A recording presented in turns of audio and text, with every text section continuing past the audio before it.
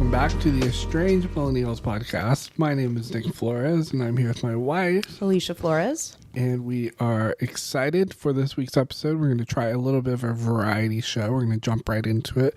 We got a segment called Spill the Tea, where Alicia is going to share a story from the internet, maybe blurring out some details, keeping things anonymous for sake of people's privacy. And we're going to share our thoughts on it. I'm going to react in live time. I haven't heard the story. And then we got a quick conversation about dealing with in-laws and estrangement and the messiness and the complicatedness and basically how to deal with estrangement, being married or dating or in any sort of kind of partnership, right?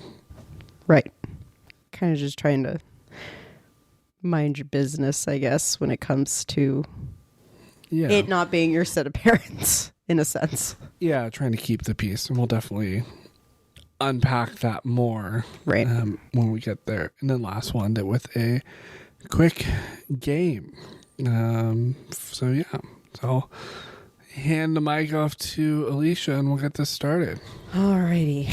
Well, this story is off of Reddit. I'm not going to say any usernames or anything like that because, like you said, for privacy reasons. The title is In-Laws Won't Stop Bringing Up My Estranged Relationship with My Parents. I do not have a relationship with my parents and have not spoken to them in 3 years. When my husband and I got together 6 years ago, I was still speaking to my parents. However, 3 years ago, I found out about my stepdad's sexual abuse toward a close relative. My mother chose to defend him and ignore what he had done, so I decided to separate myself from both of them altogether. This was an extremely emotional and difficult time for me, especially because my husband and I had just gotten engaged. My in-laws kept asking about my parents, so naturally I felt the need to tell them what had happened and open up about the situation, even though I was still working through it emotionally. They are very old school and had a hard time understanding how I could just stop speaking to them. However, they accepted that it was my decision and supported me. There have been a few times that they have tried to advise me to reconcile with my parents, even though I've made it very clear multiple times that I do not want to. Once was right before the wedding when I was already feeling a bit vulnerable about not having parents on my wedding day. Even though I don't wish to ever have a relationship with my parents, moments like that can be very hard. And I'm experiencing it again now that I am pregnant, and they keep asking if I will tell my mom and to think about how happy it would make her, etc. I want to think that they are coming from a loving place and that they just don't understand my feelings, but it's hard when I have already made it so clear that I don't want anything to do with my parents. Neither my mom or dad have reached out or tried to check on me since the day I stopped speaking to them, so I know that they really don't care for a relationship with me either. That's already a hard enough pill to swallow without my in-laws constantly bringing them up. The rest of my family has fully supported my decision and have never brought them up to me, so I don't really see why I can't ask the same from my in-laws. What do you think about that? I just can't help but see our story. A lot of similarities? A lot of similarities in this one. How does that feel when someone tells you that from experience? To reconcile with your parents? Yeah.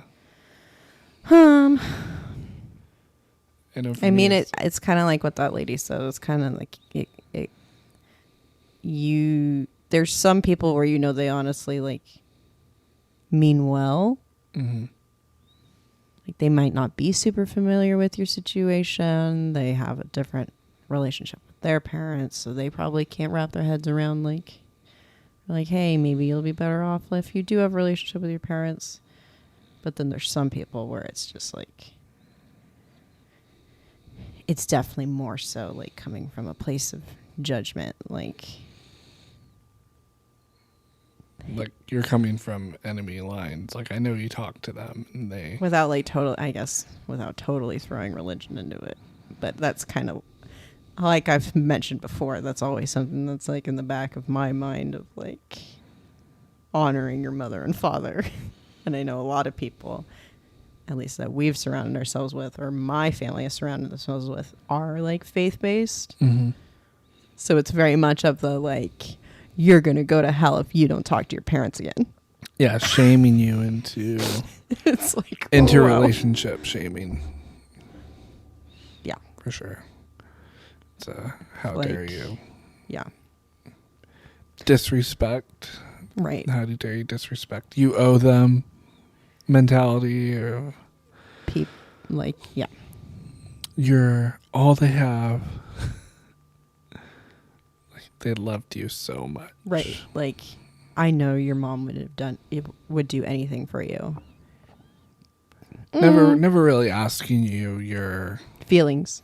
how you're feeling, how you're doing. As the child in the situation, not Yeah. having a relationship with your parents. But like, it's your responsibility to make this right, to go back. You have to fix it. When it's not.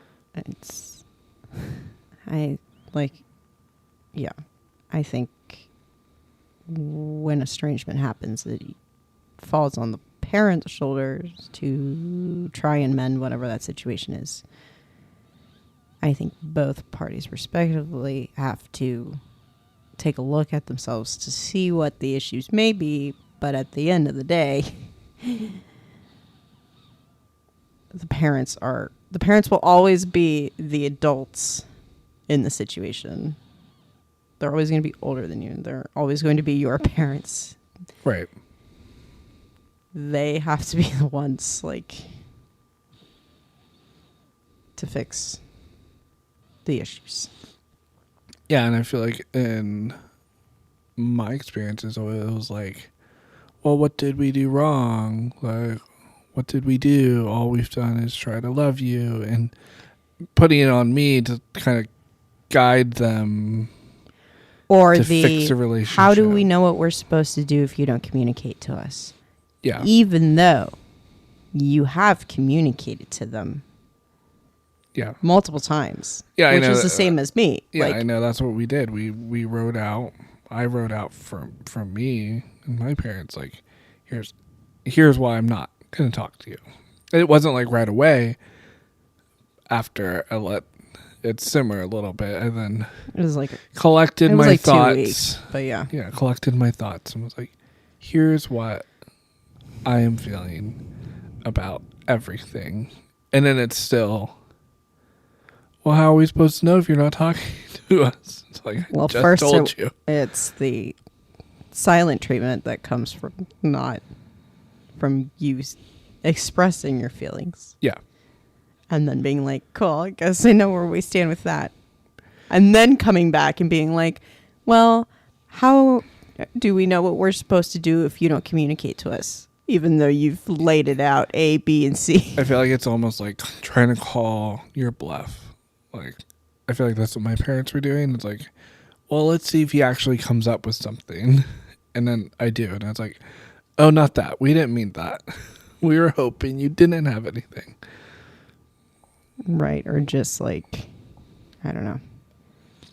It's just not listening, really. Like you're telling them exactly what the problem is, but they're just like, it's in one ear, out the other. And it's like, oh, there's not much else I can do. Yeah. I've already laid it out exactly. You not hearing my communication is not my problem. I've already communicated to you. Right. Yeah. And that's the same with just anybody that comes up. Like, you should talk to them. That's the same thing. It's all the same, right. Same game, same story. If I already told them, I'm already telling you. Like, I'm not gonna go back there. Right. Unless X, Y, and Z. We don't just like wake up one day and decide not to talk to our parents. Like, there's usually multiple conversations that lead up to this moment of... It's a build-up for sure. Yeah. I know even like the last year leading up to me becoming estranged, it was planting seeds along the way of like, oh, I'm going to therapy. This is what I'm learning about myself. Right. And this is what I'm healing from. Like, trying to lightly nudge. Hopefully you get the hint of, oh, maybe I should go to therapy. Oh, that would be really good to learn. But that never happened. And so that too was a part of my letter to my parents of It wasn't even a year. It was like multiple years. Yeah.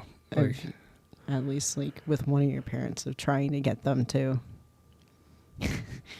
hey, go into this class, or hey, you should speak to so-and-so. Like, yeah, it wasn't like you said. It wasn't just overnight. I woke up and was like, oh my gosh, I had this revelation. It was, no, I've witnessed multiple, as you said, years of we definitely put in the most amount of work the year leading up to it, because we were doing like multiple things at a time between like therapy and like workshops and things like that. And I think,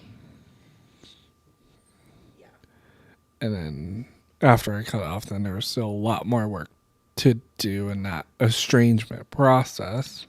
But I know for us it was tricky because wasn't just other people, but kind of like that story you shared. Right? I know my parents kind of hinted at you a little bit in the beginning of your estrangement. At the beginning, yeah, but then over time it was... They kind of gave up that fight.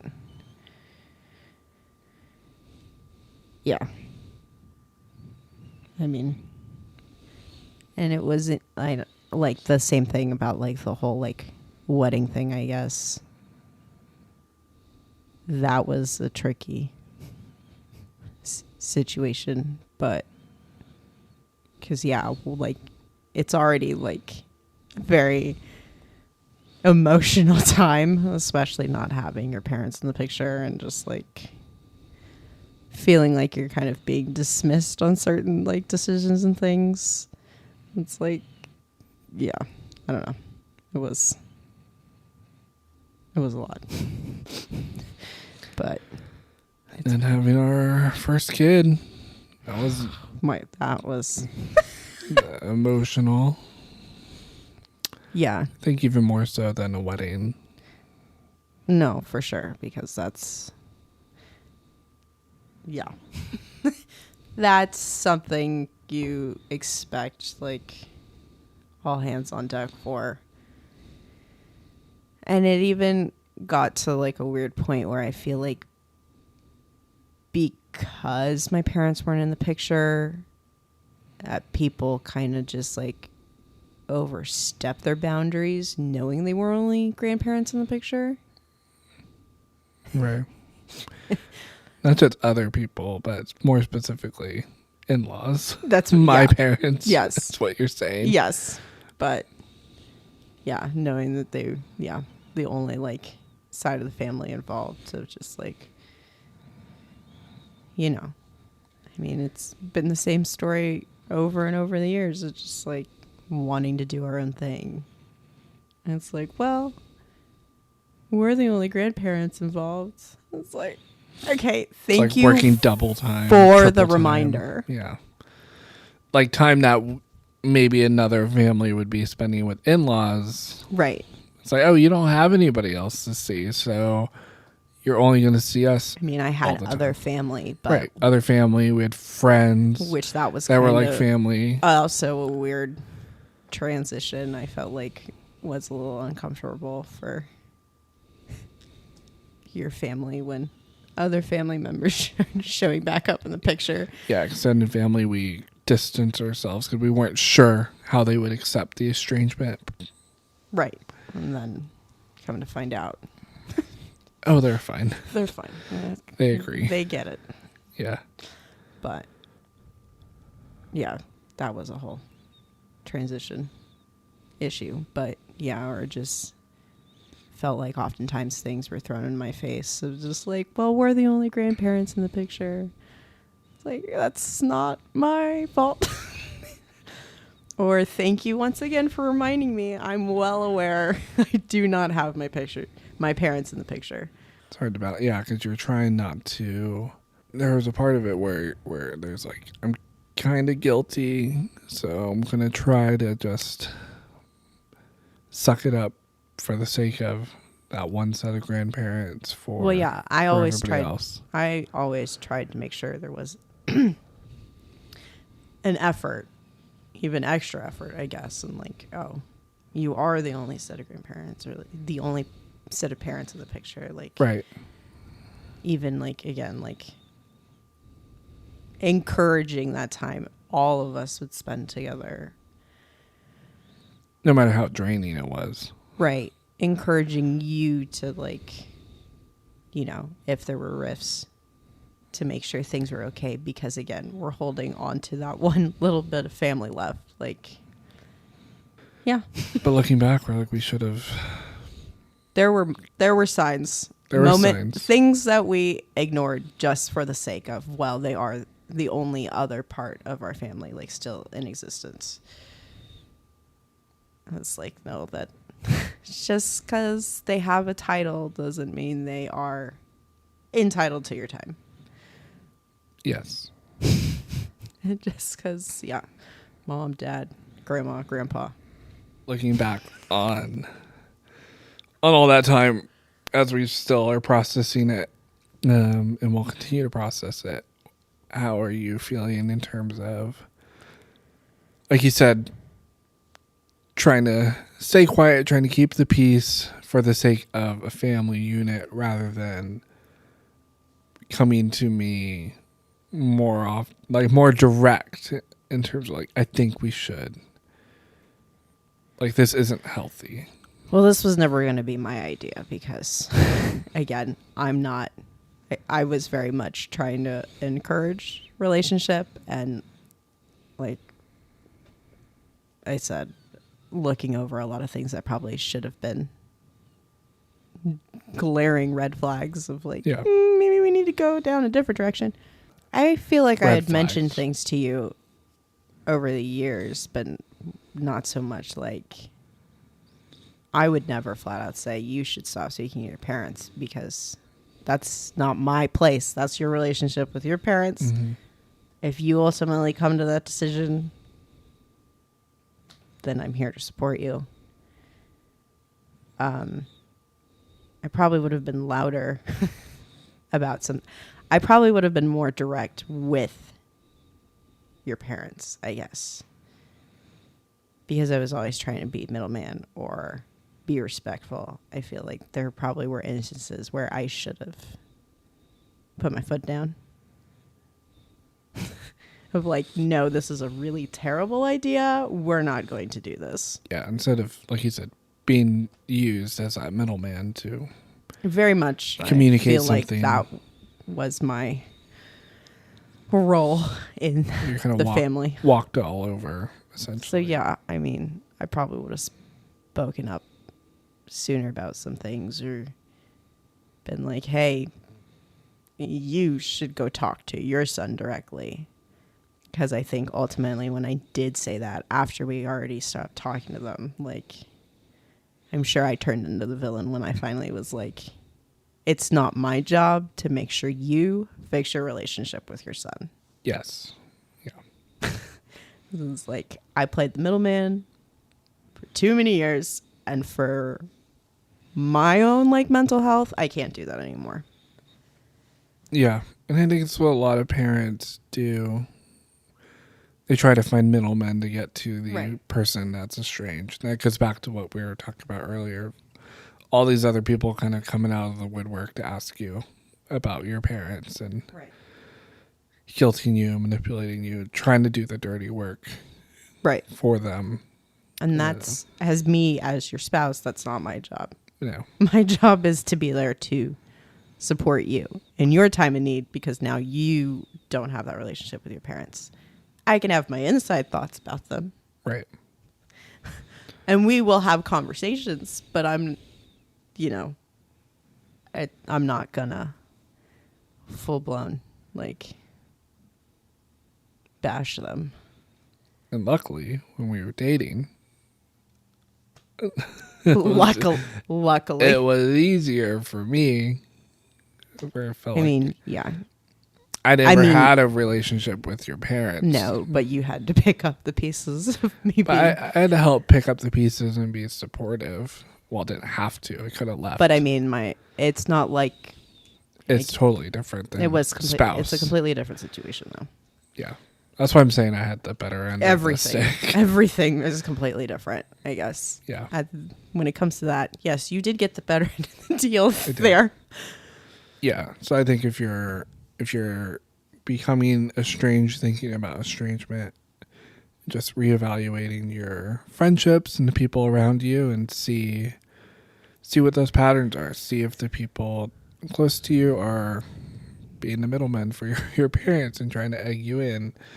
And Flying monkeys is also a term of just like people. Every situation has its own nuances. So take what you want from this, but be willing to see when your friends are being manipulative as well, because some people might come out and that's who they are and who they always have been, or you'll have some great friends that are just going to continue to support you and keep them close because they're hard to come by for sure. We definitely had that with our friends. We had some people come by us and they're in it for the long haul still, and so we appreciate them. And we've had some friends that were kind of a little iffy, still trying to that are still kind of just still kind of loosely tied to our parents, and so it's like, so kind of put you don't have to, but you don't have to, but definitely evaluate your. Every situation is different for safety reasons and because we have children involved. I definitely am more. The boundaries are a little bit more rigid. Selective in the people that I completely give 100% access to, not only me, but our family. Yeah. And if you have friends that are estranged or in the process of being estranged, just focus on them. Try to be judge free. Like, don't be judgmental. Just be there for them. Guess who's not coming to dinner? Oh my god. That's great. All right. This is a game where I will give some clues, vague to more revealing clues about a person. Okay. Famous people who are still or have been estranged from someone in their life. So this can be someone they were maybe estranged for a number of years and they repaired the relationship, yada yada. So it's a wide variety of people that have experience. Are these estranged millennials though? Estranged millennials. Nice. Famous people. Celebrity estranged Celebrity edition of estranged millennials. All so right. guess who's not coming to dinner? Okay. I will give you the gender if you want, or keep it more vague and maybe not reveal the gender. What do you say? Pick your poison. Do I have to stick with that throughout the entirety of the game? Yeah. Yes, you do. You gotta be kidding me. Easy or hard? I mean, some of these I think are easy, but fine. I will go without the gender for now. This is gonna trip me up. It's fine. Okay. All right. And yes. Okay. Clue number 1 from celebrity number 1. All right. This person became a household name at a very young age after starring in one of the most famous films of all time. That's impossible. A household name from a young age. Hey, I told you. In one of the most famous movies. Yeah. Any idea? That's like half of Hollywood. There you go. All right. I narrowed it down. 50%. Great. But okay. No, that's not. No. That would be impressive if I got that. You need another clue? Yes. Okay. They became a child star in the early 90s after playing a mischievous boy who was left at home. Oh, Macaulay Culkin. Yeah, there you go. Okay. He's estranged from his parents? Estranged from his father. You know what? I did know this. Yes. Yeah. Okay. Right. Right, Okay. Yes. Okay. On to celebrity number 2. You gave me the hardest. I'd like to point out that was number 1 was the hardest clue ever, and then the second one you basically just hand fed that to me. It's fine. Okay. You know what? There are 5 clues for each of these people, but you probably will get them in like 2 2. I'm also a junkie for like pop culture. Yeah, that too. Like, if I played this, I love celebrity drama. if this roles were reversed, I would need. Well, we're gonna have to do this. I would need clue 5. Okay. All right. Celebrity number 2. Okay. This celebrity has been in the spotlight since they were a teenager, first as an actor and later as a pop star. As a teenager. Do.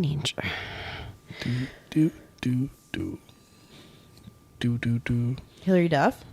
Dang it. Wrong. No. Okay. Nope. Clue number 2. She was a star of a Disney Channel show. Okay. Okay. Where she played a secret pop star. Oh, Miley Cyrus. Yeah, there you go. Clue number 2. I need to go through and like make it a lot harder next time. I mean, there weren't that many Disney Channel shows. Specifically about pop stars? No. I should have just said Disney Channel show. Did she start as I guess. Preteen? No. Teeny bopper? She's only like a year older than us. And Hannah Montana came out. Maybe she was a teen. I don't know. That clue threw me off because I guarantee you she's just a preteen and not a teenager. But carry on. Teen is a teen. Agree to disagree. Here we go. Okay. Celebrity number 3. This public figure is known for their connection to a very famous family.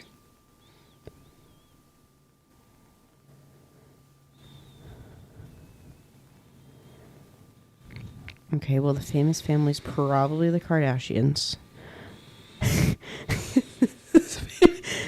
Paris Hilton? Wrong. Clue number 2.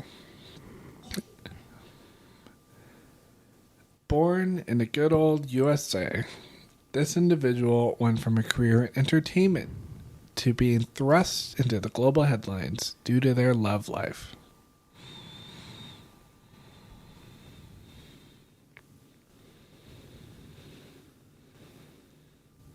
What? This one's hard. Hold on.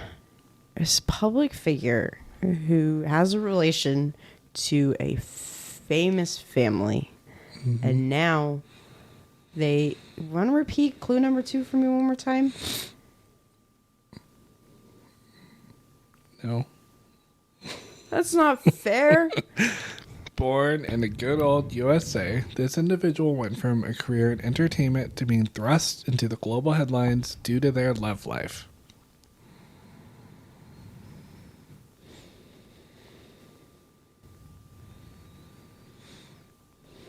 Need another clue? Yeah, I'm like stumped on this one. Clue number 3. This person's personal life, particularly their relationship with the media, has been widely covered, with some of their most personal struggles becoming highly publicized. Taylor Swift? Wrong. I was like, I don't think she's estranged from anyone. Clue number 4. This is so not fair. This is tough. Although originally associated with a well-known TV show, their story became intertwined with one of the most famous families in the world, where they navigated both public admiration and intense scrutiny. TV show.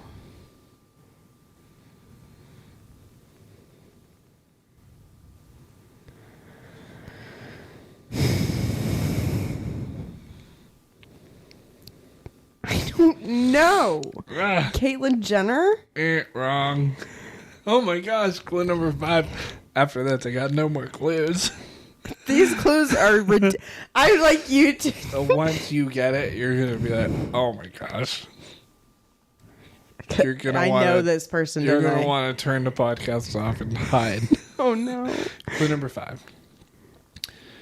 Known for stepping away from a high-profile role and relocating to North America with their spouse, this individual has become an advocate for social issues and has publicly discussed their mental health struggles.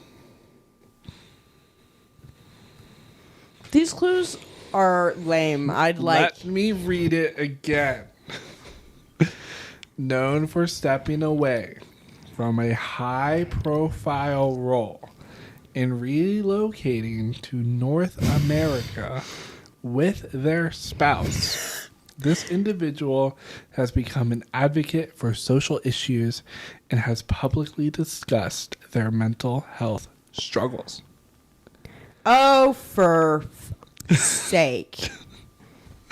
Who is it? It's either like Prince Harry or Meghan Markle, isn't it? Meghan Markle! Hey! Prince Harry was not an actor on a TV show, so it's Meghan Markle. I forgot that clue already. Meghan Markle. Woo. I'm so annoyed. I have another one. Not a millennial. Bonus round. Is Meghan Markle a millennial? How old is she?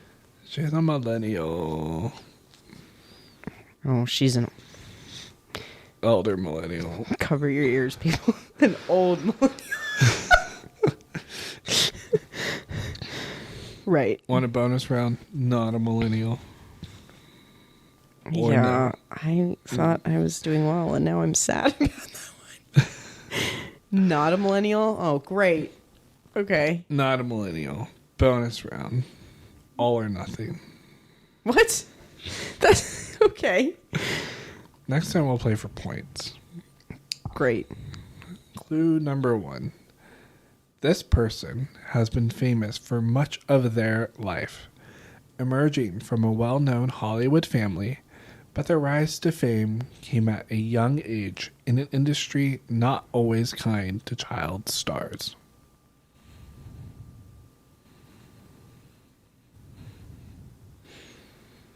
Okay. I'm not going to get it off clue number 1. Clue number 2. This individual made a legendary film debut as a child. Drew Barrymore. There you go. Drew Barrymore. I almost said that at first, too. And I was like, I don't think. Okay. Yes. Yes. That makes up for Meghan Markle. Sorry, She Meghan. not. I guess she's not a millennial. She's a Gen Xer. You're right, because the movie would have been E.T. and that was from the 80s. She's on the right. cusp edge. She's like a influenced Gen X. a lot of millennials, Right. but she's not a millennial. Got it. Okay. The Good fact job. that I got that one before you even finished clue number 2, but I couldn't freaking figure out Meghan Markle. Sorry. I'm sorry. Go back to watching The Crown. No again. wonder you emphasize USA. I did change the clue because it was California, but I made it more broad and made it United States. Man, see, I would have gotten it if it was California. Exactly. Gosh I'd darn made it. it hard for you. That was so hard, though, given the other 3 were not that hard. Those clues were so vague. Until next time. All right. That's fine, I guess. Follow us on Instagram at Estranged Millennials. We're on there doing our thing. Maybe we'll be somewhere else later. Who knows? We're going to diversify. Give us a follow. Comment. 5 stars. And thank you. Peace. Till next time.